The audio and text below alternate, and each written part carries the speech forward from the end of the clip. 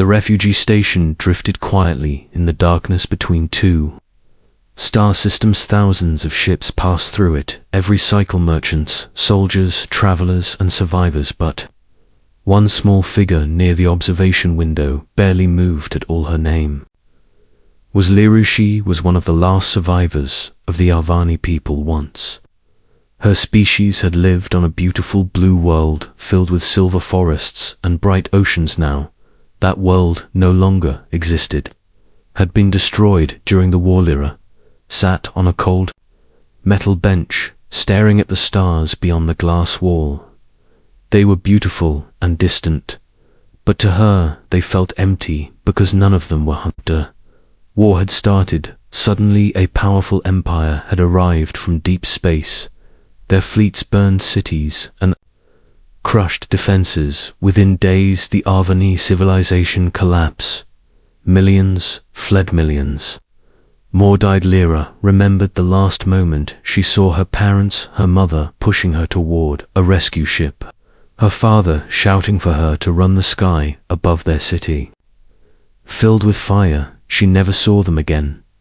Now she sat alone on a station that did not belong to her people. Days passed, then weeks, then months. Ships arrived full of refugee ships left carrying those lucky enough to find somewhere new to live. But Lyra never joined the lines. She had nowhere to go.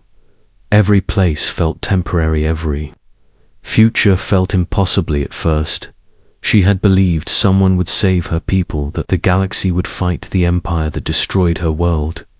But the galaxy was busy with its own problems. Governments argued, alliances hesitated. No one came. Hope slowly disappeared.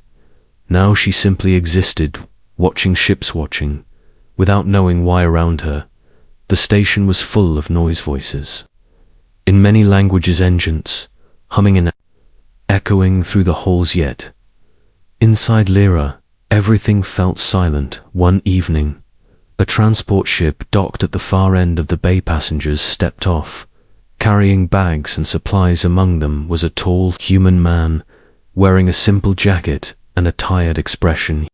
Were a new species among the stars. Their civilization had only recently begun exploring beyond their own system, but they were spreading quickly, curious and stubborn travelers. The human walked slowly through the station hall, observing everything around him. Eventually he reached the observation. Ariane noticed the small alien girl sitting alone on the bench. He hesitated for a moment, then walked toward her. "Excuse me," he said, gently. "This seat free?" Lyra barely looked at him. "Yes," she said quietly. The human sat down beside her. For a few minutes neither of them spoke. They both watched the stars. Human finally broke the silence. "Beautiful view," he said. Lyra did not answer. Human did not seem bothered. He rested his hands on his knees. "My name is Daniel," he said. Still no response. Daniel nodded, as if he expected that. He continued speaking calmly. "Have visited many refugee stations during the past few months, so start to notice things." Lyra slowly glanced at him. "What things?" Daniel looked toward the crowd moving through the hall. "You can tell when someone is waiting and when someone has stopped believing anything will change." Lyra looked back toward the stars. "Believing does not change reality," she said. Daniel considered. "That sometimes it does," he replied. Lyra shook her head. "My world is gone. My family is gone. My people are scattered across the galaxy. Nothing will change that." Daniel stayed quiet for several seconds. He studied the young alien sitting beside him. She looked fragile, but he sensed something else inside her, something buried beneath the grief. "How old are you?" he asked. Lyra frowned slightly. 20 cycles. Daniel whistled softly. 20? That is younger than I expected." Lyra looked confused. "Why does that matter?" Daniel leaned back and crossed his arms. "Because humans believe something very important." Lyra waited silent. Daniel spoke slowly. "As long as someone is alive, their story is not finished." Lyra stared at him. The sentence sounded simple, almost childish, but it echoed strangely inside her mind. My story ended when my planet burned, she said. Daniel shook his head. No, that was just one chapter, Ray. Terrible chapter, but not the final one. Lyra felt irritation rising. You do not understand, she said.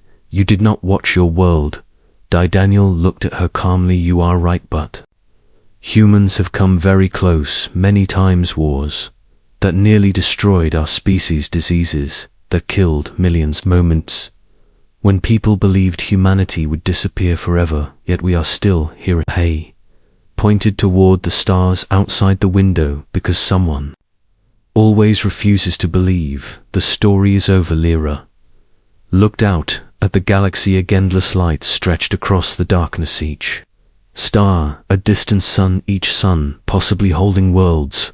For the first time in a long time, she wondered what existed out there. Daniel continued speaking. You survived, he said.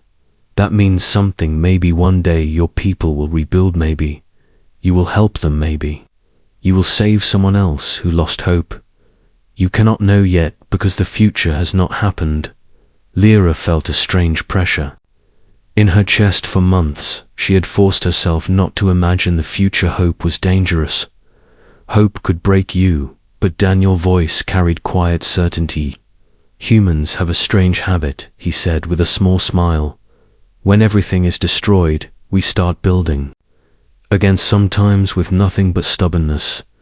Lyra asked softly. Why? Daniel answered without hesitation. Because giving up would mean the enemy truly won. The words hung in the air. Lyra thought about her world, about the empire that destroyed it. If every survivor stopped believing in tomorrow, then her civilization really would vanish.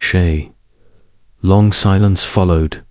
Then a station announcement echoed through the hall. Refugee transport Aurora, preparing for departure. Registration open. Daniel stood and lifted his bag. That is my ship, he said. He looked down at Lyra. You could come to. Lyra hesitated. Fear filled her thoughts. The unknown future waiting beyond the station. But she also remembered his sentence. Your story is not finished. Slowly she stood from the bench. Her legs trembled slightly, but she stayed upright. Daniel smiled. Good, he said. Together they walked toward the registration gate. The line of refugees stretched across the whole. Different species, different stories, all searching for another chance. Lyra joined the line for the first time since the destruction of her world. She moved forward instead of standing still. Pain inside her heart had not disappeared. Her family was still gone. Her home was still ashes among the stars, but something new had appeared. Beside the grief, small, stubborn spark hope. Somewhere in the endless galaxy, the story of the last Avani girl continued, not finished, not forgotten, still waiting to be written. One chapter at a time. Asterisk.